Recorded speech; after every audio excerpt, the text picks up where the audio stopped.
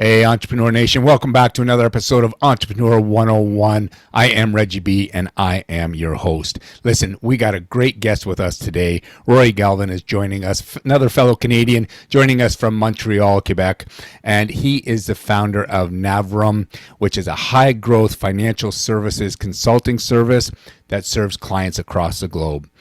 I know Rory is very passionate about helping individuals and helping companies reach their potential.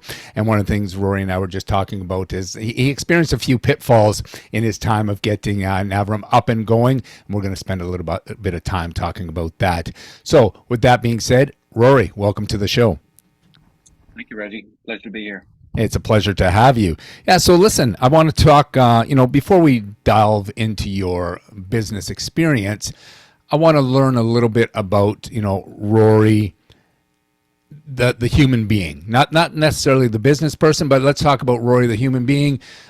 Let's find out a little bit about your background, where you came from, what you grew up. Maybe I know at one point you said, your parents wanted you to go to university, so you took that path. I don't know if that was really the path you wanted to do. So let's kind of talk about where you're from, what kind of led you down the path of being an entrepreneur. Yeah, well, I mean, a great question. So originally from Dublin, Ireland, and I grew up, just like a lot of kids and teenagers in the '90s and early '90s. Just, I guess, the goal, I guess for a lot of Irish kids is to get educated, go to university, and get a career. Right. That's the path I chose for sure. Like, there's no denying that. But I think for me, grew up in a household. My father was a civil servant. My mother's a dental nurse. So we weren't rich, we weren't poor, but like sort of a middle class Irish family. And I think as a child, I think just thinking back, and somebody asked me a similar question the other day. As a kid, like I had like a lot of small businesses, like probably without even knowing it. Like I was a Right. kid mowing lawns. You had the paper route. Yeah. There was a thing called the Buy and Sell magazine, paper. Sorry, it wasn't even a magazine where you could go, you could sell stuff at a profit, and it's just what we did in Drumcondra in Dublin back then. It was just a way of life. Right. There wasn't a huge amount of money around, I guess, in the '90s, and it's just something we had to do if you wanted to buy a new skateboard or a Yeah. video game or a tennis racket, whatever it might be, and some new clothing. You had to go out and earn it. So Right. but like back then, it was just what people did, and certainly my generation did, to earn a few extra dollars. Um, but the path was never to continue doing that. The path was to either go and get a trade, as an electrician or as a plumber, or to go to university. And I was, my father went to university and my mother did as well. So it was always sort of expected that I'd go on and study and get a Right. degree and figure things out from there. Right. So, but there was a mix of both. There was a mix of the entrepreneurship and the study at the same time. Yeah. So that's a little bit about me. But as a kid, I think I was probably always quite independent and always did my own thing, and I probably was not necessarily guided by the crowd as much as a child. I Right. think I'd very often just make my own mind up and do things, and figure out my own way of solving a problem myself with other people. But I think it was probably a little bit sort of stubborn in that way, that I'd sort of, some people would say, let's just go hang out, whatever, and I'd say I'm going to go do something else. But Yeah. a lot of friends and a lot of good times growing up. So into soccer. Sport is a huge thing in Ireland back then. So I come from a sporting family. Okay. Everything from basketball to soccer to golf, and all the kind of Irish sports, Gaelic football and hurling, those things that are really popular there. So Right. that's a little snapshot of my youth anyway. Yeah, no, that's great. And, I was a lot like you. And of course, we didn't put the name, entrepreneur to it, like you said, right? Yeah. The paper routes, the grass cutting, Mm-hmm. I put newspapers together. At that time, you had to put the flyers and everything into them. Yeah. So I did the same thing, but yeah, we never really considered that we were in business, or like you Yeah. said, it's just what you had to do because mom and dad weren't, Exactly. giving you money to run to the store or whatever. And Exactly. Exactly. Yeah. Yeah. but I think at an early age, it really helps us develop that. What's the word I'm looking for? We got people relying on us. Mm. So we have to develop that kind of, whether it's time management or, Yeah. just the idea of, oh, I don't feel like it, but Mm-hmm. there's $20 waiting when I'm done cutting that lawn, sort of Mm. thing. So we Yeah. learned at an Yeah. Yeah. early Yeah. age, do what has to be done, Mm-hmm. to get that Mm-hmm. reward at the end. So that's great. Yeah. So I know you went on to university and you did get an MBA. Is that correct? Yeah, I mean, I went on to college and have a degree in computing, and I was always sort of good at math and stuff like that as a kid. I'd say the science and math was my thing that I Right. just had a sort of an ability for. So I went on to do a 4 year degree in that. And then, I worked, I remember, like, I mean, there's a lot of things that sort of happened to me very early on in my career that sort of influenced my future. Right. And when I came out of university, I didn't really know what I wanted to do, but I was really into certain things in technology at the time. But I knew that I needed to get experience. So I went on and I worked for a software company called EpioNet. And, if it manages to reach some of your listeners, I'd love to hear it. But I worked for a gentleman called Stephen Brogan. And, he said to me, he said, Rory, what you need to do is just get experience in a few different fields and figure out what you wanted to do. Right. And I used to look at him, and I was a kid in my early 20s, and he was running this business. He had a team, he had investors in the company. I think he had a Mercedes parked outside. And I was like, and he was funny and he was charismatic. And I was like, Yeah. I really want to be that guy. And, the Brogan name is very well known in sporting circles in Ireland. And, I was just like, this is what I want to do. So he had gone on and done an MBA, and I'm not. This is not a call about about MBAs and study. Yeah. It was Yeah. only ever going to be one thing that I was going to do. It wasn't going to be a advanced doctorate or PhD. It was the one thing I wanted to do, and that it was so. But I did that years later. Right. But Mike, as you're talking about your son's tattoo earlier on. The die was cast at that young age for me, Right. and I knew that I wanted to be in business, but I just didn't know what my entry point was going to be. Right. Yeah. But I knew I needed to get experience and learn things to make a good go of it. So that's kind of how I set out my career direction from there. Right. And I think that's important to note as well, because I mean, I've always been of the belief that I think, whether it was you, me, our children, they're forced to make these life decisions way too early. Right. Yeah, They're for sure. going into school, in their late teens, coming out mid 20s, whatever it is. And it's Mm, like, okay, you haven't even started living yet we're expecting exactly. you to decide what Mm, you're going to do with the rest of your life. and yeah, and 100%. that advice you received was get some experience behind you, figure out what you want to do, don't get in a Yeah. rush, take some time, Mm, try a few different things. and mm, and I think that kind of falls by the wayside with a lot of people, where yeah. nowadays we live in a society where we want instant gratification. Oh, for And sure. Yeah. I think new entrepreneurs are no different. They realize that, yeah, okay, you know what? Mm, People make it sound easy. Oh, I'm going to set up a website. I'm going to do this, that, and there should be money rolling in. And then they get frustrated when there's mm-hmm. not. And within, Yeah. Yeah. Yeah. 60, 90 days, a year, they just say, oh, well, I'm not going to make any money at it. So, I either move Mm-hmm. on to something else. And yeah, I think that that get that experience behind you is very important. So, 100%. I think I think it's a message. It doesn't have to be, university or, just find out something that you've got your specialist in that, and, I think that, whether you're a surgeon or whether you're, a welder, it doesn't really matter. Like, I right. think that if you're good at something, you can sort of branch out from there into other things. That gives you sort of that sort of place to start, that platform. But I think it's really important for any in my view, any entrepreneur to have, unless they make a discovery.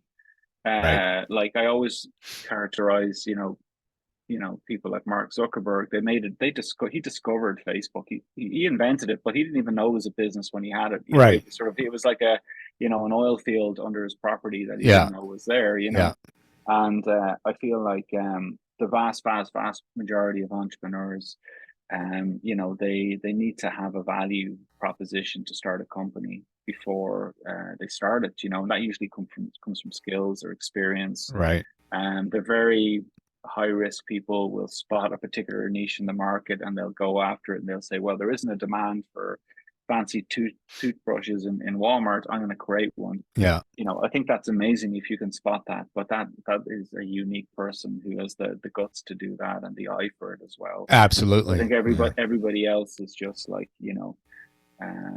needs to have experience and something to offer their clients. I think Right. that's really important to build a company or Yeah. to offer a service, one or the other. Yeah. And you touched on 2 points there, and I was going to ask you, but the one you just touched on is you got to have an eye for it. And I think that goes with everything. I mean, I have a photography company as one of my businesses, but for the life of me, I could not shoot a landscape if you paid me $10,000 to do it. Yeah, I just don't yeah. have the eye for it. I'm a very skilled photographer, but I don't have the eye for it. So if that's where I decided I was going to make my money, not going to happen. Yeah, So, that's very important. But one thing I wanted to ask you, because you yeah. said there when you were talking as well, is, it doesn't need to be university or anything like that. Mm, Do you feel that the time you spent, in school and getting your MBA and that, mm. did it help get you to where you are today? Yeah, well, I think that, it's a great question. I think for sure, like, I mean, for me personally, it did. And, I would have a strong belief that like education is super important for developing your ability to learn and to think and to navigate difficult problems that you face. And as an entrepreneur, you're faced with challenges every single day. You're Right. faced with an inordinate amount of challenges. And, I think that university, it doesn't have to be university, it could be a technical college, it could be a training course. It prepares you to solve problems. And I think that, exams and going from, first grade to second grade, they're all progressions. And I think that like running a business and becoming a skilled entrepreneur, you kind of it's a similar sort of path in that like you kind of build up these layers of resilience. Right. If you ask a first grader to do a sixth grader's exams, like, there's no hope they would do it. Like I'm sure if you sat down to do a financial review with Elon Musk of Tesla, I wouldn't regardless of an MBA, I wouldn't know even where to start Right. in Yeah. terms of the politics and the dynamic in that environment. Right. So I think it does, in my view, in my humble view, I think it does. So I would encourage people to go on and study whatever form that takes. Yeah. Yeah, yeah, that's great. Okay, so let's talk about now after you got after school. I know you worked for some fairly large companies, Yeah. Yeah. but the one that seemed to spin you into the business was working with Salesforce. Now, for people who possibly don't know what Salesforce is, just give us a brief introduction to what Yeah. Salesforce is. So Salesforce is one of the, is the leading cloud B2B cloud provider in the world. So basically what they enable people to do is to run business applications over the internet, essentially. And, it's a much bigger company now than when it was when I joined. And, I worked in there for 7 years, and it was, put my hand up and say it was the best 7 years of my life. And I Right. don't think many people can say that about Yeah. a company. And Yeah. it was a wonderful place to work, and I met great people. And in fact, I was back in Dublin, Ireland, last week, and I was in their new Salesforce office in there. And it really was a great ride. And it it's a place I could have stayed on and had a career and travel the world with that. But like I think sometimes these great experiences just inspire you to go on and do something else. And I think Right. for me, it gave me inspiration to go on and start my own business. Right. And I was just going to ask you that. Yeah, So, like you said, you went to university to get a career, to get, something. And then through your time at Salesforce, encouraged you Yeah, to look at doing your own things. So, yeah. so let's Yeah, talk and about that. I think on that, like I actually did have when I was in my late 20s, I had another business. I used to live in London, in the UK, and I had a small independent consulting business there that Okay. was actually did pretty well. But like I kind of got to a stage, I did it for about 18 months, and I was like, well, where's this going to go? Like, I Right. mean, like it's not going to become much bigger than me and maybe one or two other people. It Right. was in a very niche area. And I always knew I needed to get involved in something much, much bigger. And I think that when I got involved in the Salesforce world, I knew that this thing was going to open up a business that I could kind of run globally and have customers all across the world. Whereas the thing I was doing back in my 20s was limited to a handful of banks in Europe. So I think it goes back to the skill, the experience, and stuff like that that you get from your job. And I'm sure a lot of your listeners are sitting in businesses, whether they're accountants, whether they're managing a manufacturing line, or whether they're coming out of school and they're thinking, well, where do I find my place to start my business? And I think Right. one of the things you have to do as an entrepreneur is think big, because if you don't think big, it's just going to be you or maybe one or two other people. And for me, like I needed a big market to give myself a chance as well. If the market is huge, Yeah. you give yourself a chance. But if it's that corner store, as you mentioned, in your local town, if things they don't like you, Right. it's a restaurant and you serve a couple of people, A bad, couple bad bad dishes one meals. night, Yeah. you're out of business, Yeah. and I was just like, I could never, I wouldn't have the guts to run a business like that. And in fact, that sort of business is a lot harder to run because Right. you really have to keep people happy. Yeah.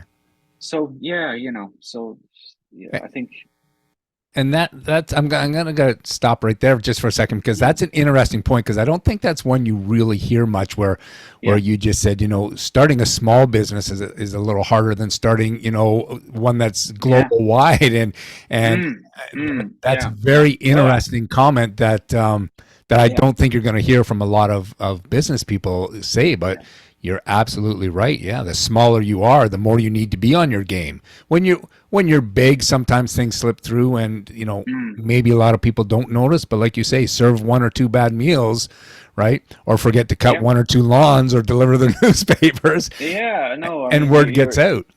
exactly. Like, so I think, you know, I, I, I always think about like people who run, Michelin star restaurants. It's a passion project. It's like, Absolutely.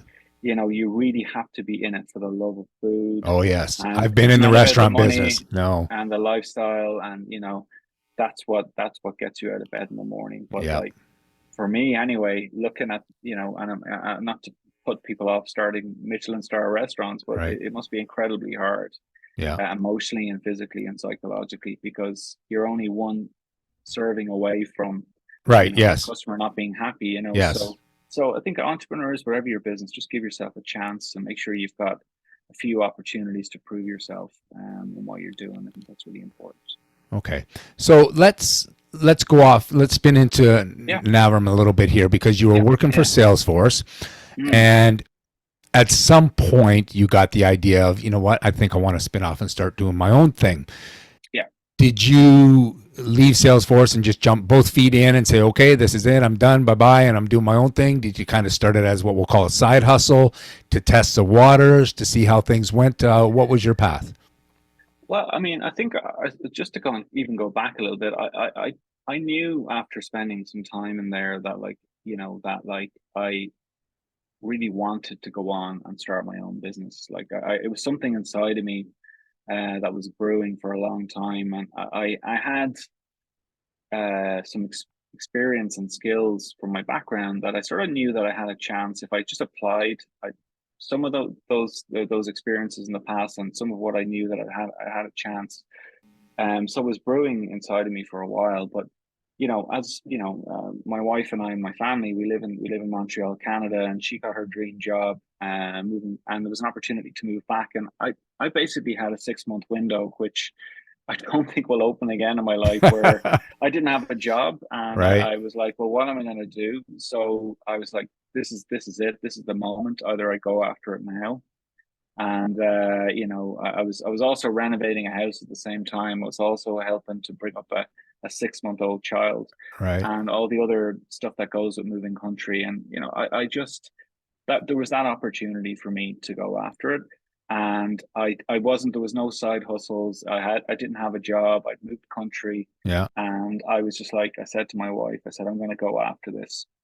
And I did, and I just applied myself every day, and I found time between all the other life stuff to get it up and running. But what I would say was, I didn't throw my family and family life out the window. Right. I prioritized my family, and I Yeah. prioritized getting the foundation built for our life in Canada. Right. And I also worked around those hours, usually Right. in the wee hours of the morning, Yeah. to get the business up and running. And that's where it started. But Right. I had the idea before, obviously, but like I was all in. I burnt the ships, and I was just gonna go and do it. And I just decided.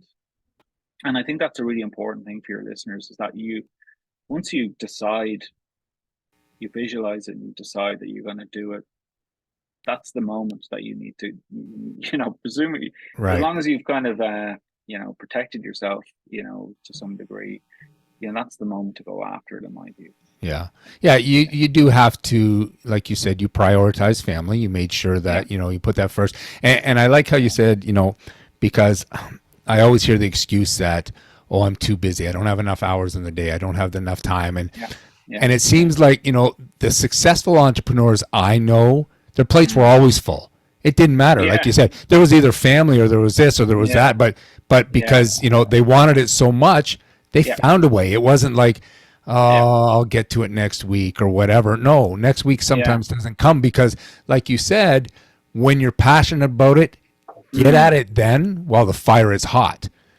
Yeah, and Be- I think for me, I sort of created a scenario where I sort of I had to sort of succeed, like, right. because I had I had nothing else. Like, I was just all in on this thing, and I told my friends and I told my family that I was going to do it. So I was like, well, I better do Yeah. my best to give it a shot, because Right. if I don't, it's going to be some difficult conversations on the other side. So, Yeah. but I think if you always have a way out, if you have a job, if you have an income, it's always there's always there's always a way out of the situation. Whereas for me, I was all in, You and I had to chucked make it it all on the work. table. I had to make it work, Right. and you Right. know, yeah, Yeah. So let's talk about that a little bit. Let's talk about because I know you said, you know what, you went through some pitfalls and some growing mm, pains and stuff like that. So for sure, for so sure. let's talk about that. Now, if I understand Navrum, the company, it's based on the Salesforce platform. Is that correct?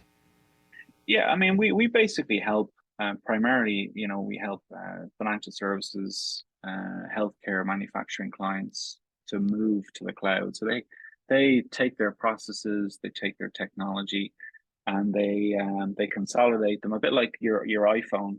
You've got all these apps on your phone. Right. You've got your whatever, LinkedIn, Facebook, camera, and Salesforce is a bit like that. It's a bit like a phone for software. You can transition all your stuff in there and then use Right. it as a tool. Right. Okay. So we help, simplistically, that's what we do. We help customers to transition everything onto the platform. So we've got business analysts, we've got project managers, we've got software engineers, subject matter experts, and we work as a team to make that transition. Right.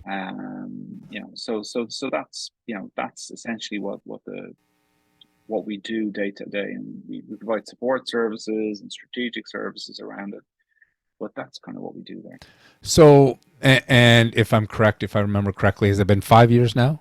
Yeah, Yeah. yeah, Okay. yeah, yeah, yeah. So, and I know that the company is doing very well. We're not going to talk, dollars and cents, but obviously it had to grow. Yeah. And like you said, there was some pitfalls and things you did, things you learned. So when you Yeah. look back, tell us about Mm. maybe some of the, Yeah. walls you ran into or troubles you ran into and either caused you, to have to take a step back or things you weren't Yeah. expecting. And, as you look back, it's like, oh, okay, if I had known, maybe would have been successful in 3 years instead of five, sort of thing. So run us through some of the issues you came into. Yeah. Yeah. I mean, I think that, like, not to sound too negative about it, but I don't think there's anything really that can prepare you for building and running a company from scratch. Like Right. you can read about it, you can watch YouTube videos, but like you have to experience it. Like you have to walk over the hot coals and hope you get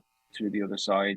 Right. And at the start, you've got issues in every department, and Yeah. I'm not just saying that like from how are you gonna, even like the very early stages like of the company, like we were running an event in New York. I remember I was like, well, it's going to cost us about $5,000 to take people out, food, host them, travel, hotels. And I was, $5,000 is a lot of money to a small company, like, Right. and I mean, I wasn't going to go and I wasn't going to go and just kind of use our own family financing, but like you have to just find ways to solve those problems every day. So I think there was issues around financing. There was issues around finding our niche area, our area of expertise.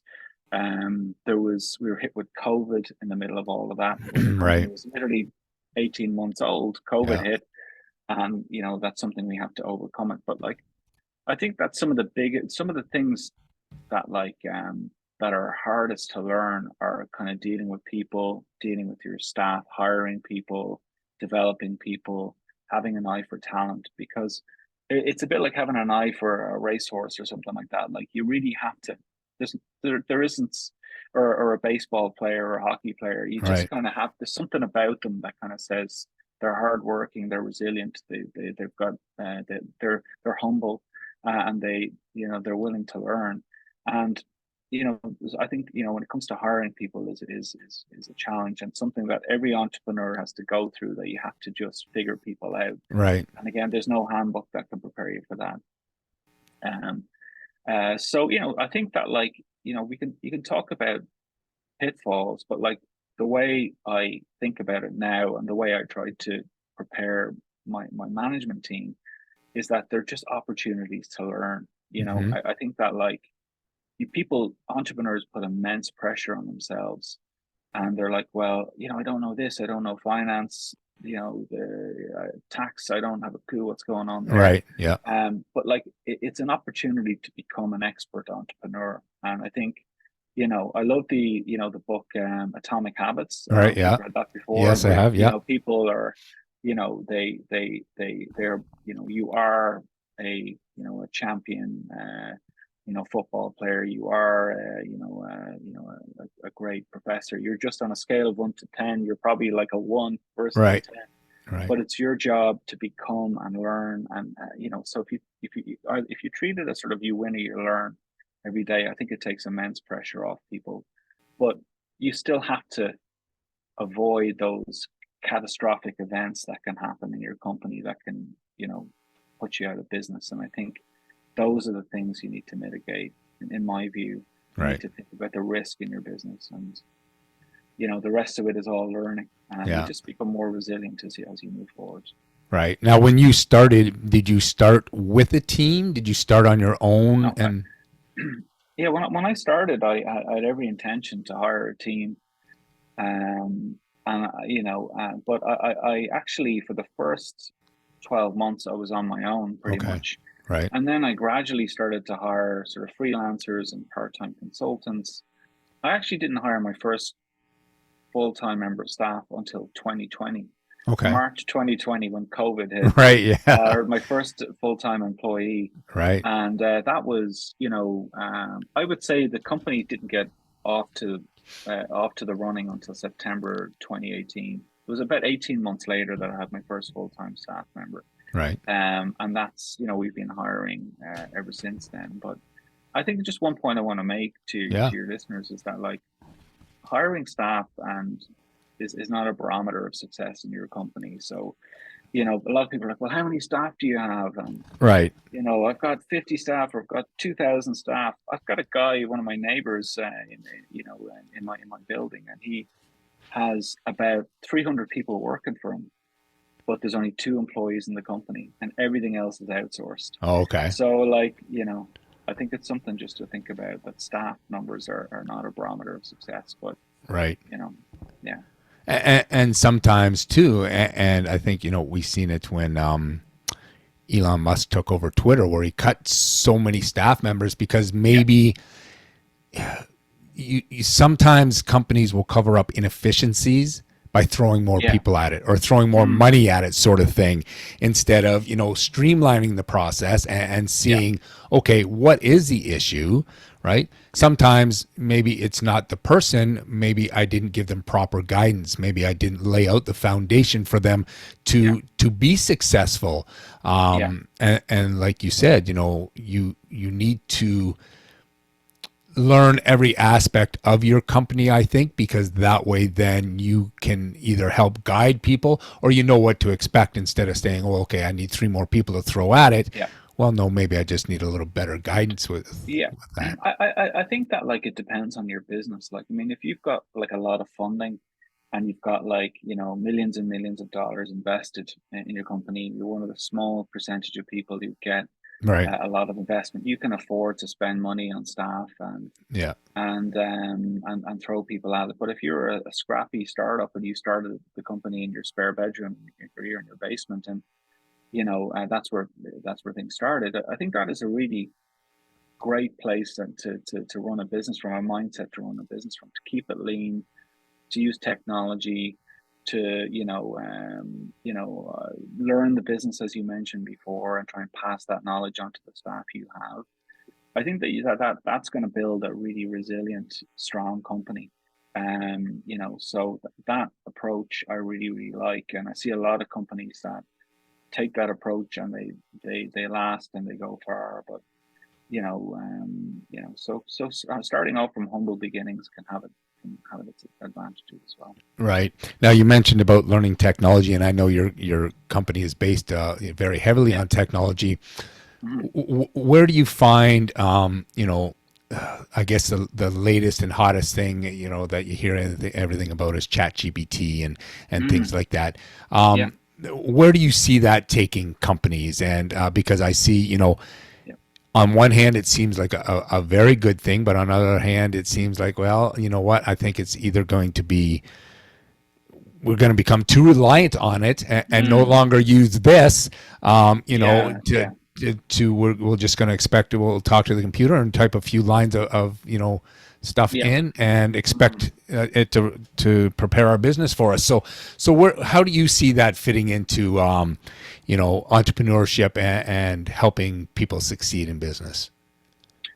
Yeah, well, I think first of all, like, it's a very positive development. I think in technology, AGI or AI, whatever you want to call it. I Yeah. think it is a really positive thing. But like, I think it's like a lot of technologies that just come out of nowhere. Whether it's distributive, whether it's things like cryptocurrencies or digital assets, or whether it's mobile technology, or whether it's Wi-Fi or driverless cars. Like, there's all this hype at the start, Right. and then it sort of dies off and the reality hits in that perhaps it's not all people thought it was going to be. Right. Yeah. And I think things like ChatGPT are amazing, and I think that like the simplicity of the user interface to be able to type in a question and to provide all that information back is extremely powerful.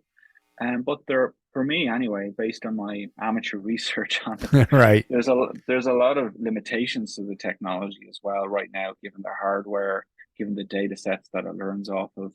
We've just seen Reddit. I don't know if you heard about Reddit. They've closed down all their APIs, so you can't, so the large language models can't come along and suck all the data out of it and learn from it. Okay. No, I So didn't hear that. Huh.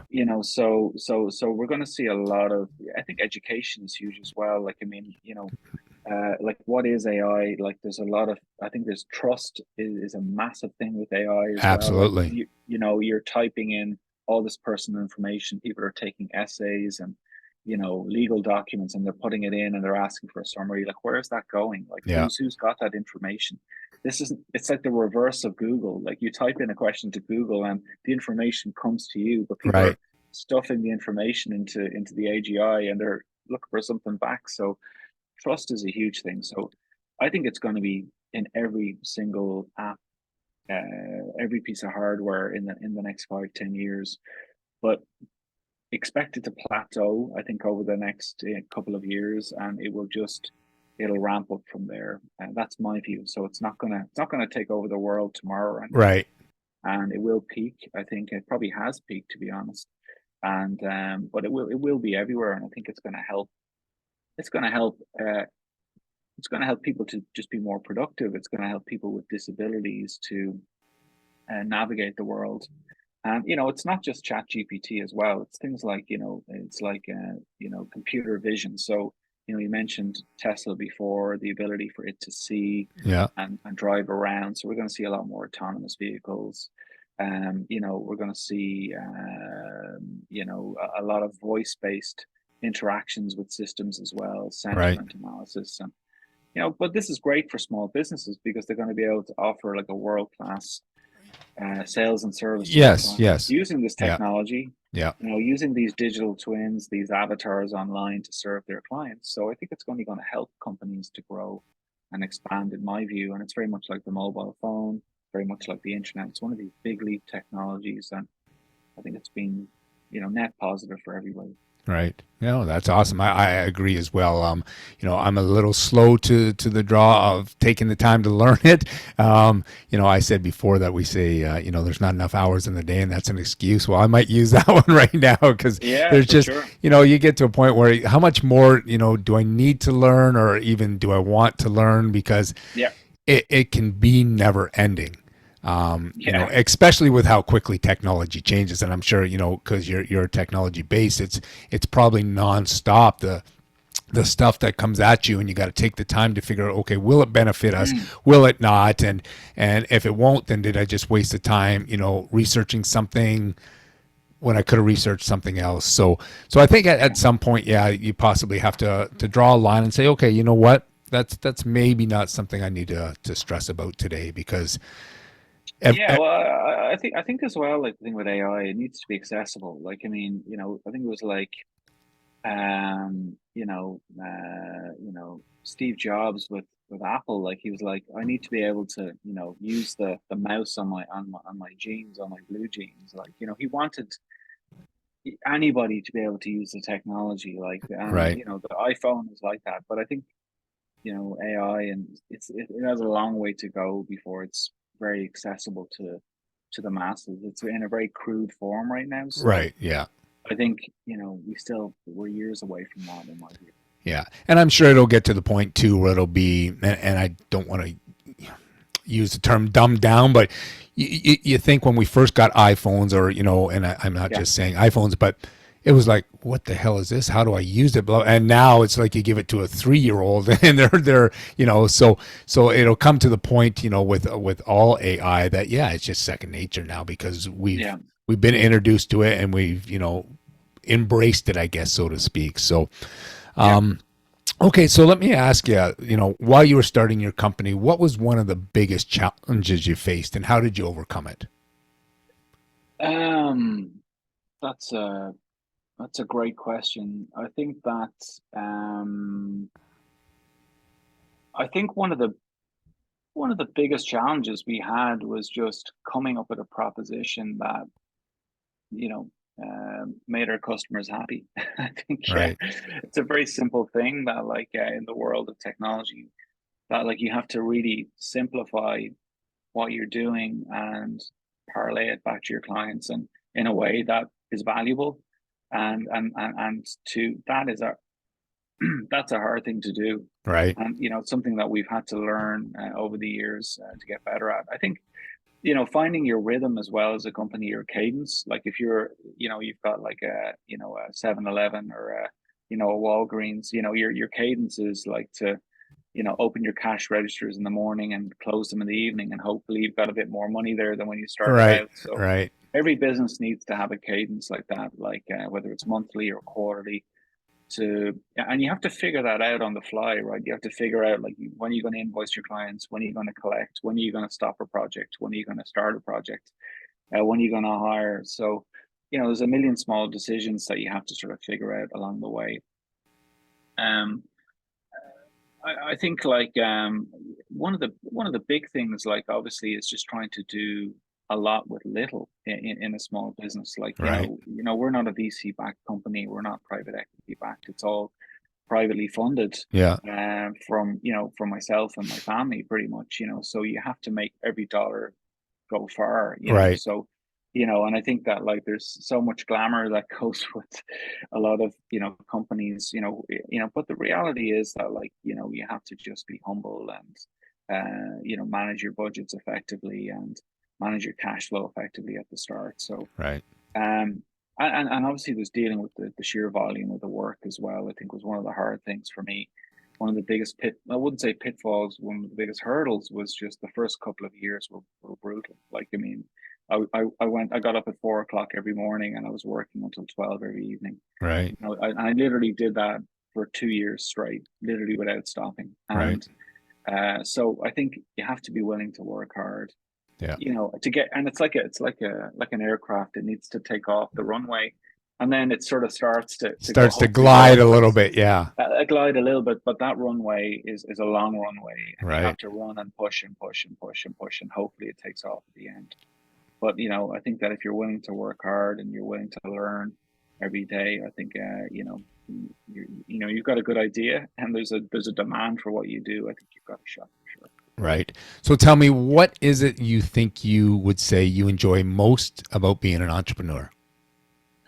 Um, I think I really enjoy, the meeting people and, helping other people to improve their lives, improve their businesses.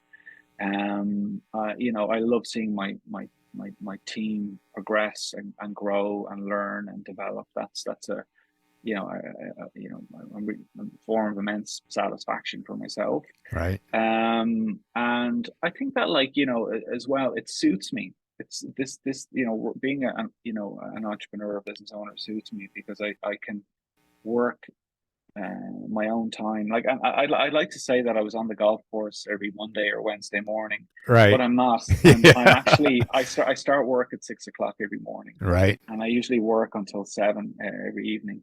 And but it's me driving that. It's nobody else. So Right. Yeah. it allows me to it fuels my passion, and vice versa. And as Navirum is growing now, and we're looking to expand beyond North America and to Europe and a few other places, it's an adventure as well. So every day is different. Every day is interesting, and meeting new people, interesting people every day. Like Right. today, like, 10 great people, including yourself, Reggie, that I met. Right. That just make it worthwhile. So Yeah. No, that's there's great. just, there's no one answer there, Reggie. It's it's Yeah. it's, it's about 50 answers with me. Yeah. Yeah. Do you ever regret leaving the corporate world? And for me, no, not Right. at all. I think, like, I think that, like, for me, it's just something that, like, I work with the corporate world every day. Like, I Yes. work with executives, I work with CEOs, I work with, managers and companies. But for me, like, it, I don't have any regrets. I think, it was a calculated decision to set up the company. And I think it has to be calculated. You have to be the right person. I think, my wife always says to me that, like, it suits you. It suits you, Rory. This being an entrepreneur works for you. It's not Right. going to work for everybody, but No, it works for absolutely. you. Right. So I think, you need somebody to hold that mirror up to you to say, look, if you enjoy your expense account, if you enjoy your company benefits, your gym membership, and your all that stuff, and promotion, Yeah. and your work environment, it might not be for you, Right. to do that. But, like, I think always try and get feedback from your friends and your family and people close to you as to whether or not they think, and other entrepreneurs as well, as to Yeah. whether or not they think you can do it. Right. But for me, there's no regrets. No. No, that's great. So if you were having, if you were sitting in a boardroom and you were talking to some of your people who are wanting to go out on their own, Yeah. what advice would you give to, that brand new Yeah. entrepreneur who has a dream, has a vision? What advice would Rory give them? Well, I think the first thing is to, take calculated risk in what you're doing. I think that, like, for the vast, vast, vast majority of people, if you're sitting in a boardroom and you're about to give up a very good job, a well-paying job, you need to be sure that you're going to be on a path to success sometime in the future. Um, and so I think you need to have some sort of a basic financial plan for that. You need to figure out like where am I going to be in 12 months, 24 months, Right. 36 months. I think you need support. You need support at home. If you're on your own, if you're single, you've got your friends hopefully around you. But if you're in a family, your partner needs to be on board with Has that to for be on board. sure. Absolutely. So and you need to have something to offer. Like, okay, so like you need to have area of expertise in the industry that you're in, something that your customers will want. Um, and I wouldn't overcomplicate it at the start as Right. well. I'd keep it simple. Like Right. people spend 6 months fretting about their website and their logos and stuff. Yeah. I would Yeah. figure out like what is your value proposition. Right. You should be able to describe it in 5 to 10 words Yeah. max, Yeah. and you should just go out and meet people and meet people within your network. If you're in that boardroom as you described, you should have a strong network, and you should be able to go to somebody who knows somebody or a friend of a friend and say, look, I'm just going to spin this thing up, would you give us a shot? A Right. small project, or I'm building this new app in my, do you want to try it out? um so those are a Yeah. few tips, and just be prepared to, you mentioned at the start of the interview even about instant gratification. Like starting a business, unless it's a discovery, like some immense, like a hockey stick technology, Right. like ChatGPT or like Facebook. The vast majority of businesses it's blood, sweat, and tears. It's the Yes. passion from the founder. So you need to have that, and you need Right. to be willing to pour that out every day, and your staff will feel it. Your customers will Absolutely. feel it. Yeah. So make sure that passion is there, and have a good team around you, and have the platform at home and the support at home. And so those are a few tips there for people who are looking to get into it. Yeah, no, and those are great tips, especially, excuse me, especially making sure that, if you are in a relationship and that they understand Yeah, that there could be, few years of, yeah, there is no vacations. I'm not getting that 2 weeks off from corporate yeah, America anymore. And, yeah, we may have to be, up at 4 mm, and back to bed at midnight, and there may be some missed dinners, and yeah, if all that's not discussed, and like you said, they're on board, it can cause a lot of issues, not only in your personal life, but one let's hundred face it, percent. it's pretty hard to compartmentalize Yeah, as much as we try. yeah. So a bad day at home is going to lead to a bad day in the office, and when you're starting a new business, you don't want any more bad days than you might possibly have. So Yeah, yeah. I mean, I think that like you're completely right. Like, and it is hard for both parties, for your loved ones, your family, your friends, and I'd say I'm mild. Like, there's some real extreme entrepreneurs out right, there who just work weekends. They yeah, they shut out everybody just to yeah, make this thing a success. So I've always tried to have a level of balance that's for as good. an entrepreneur, but like you have to just prepare, prepare for the road ahead, and try and do it with a smile on your face as well, because Right. it is a great experience as well. Yeah. Well, that's great. Well, listen, Rory, you know what? I've kept you for about an hour now. I don't want to take up all your My time, but pleasure. I really appreciate you coming on. Listen, if people want to learn more about you, learn more about Navirum, Yeah, where can they, find out?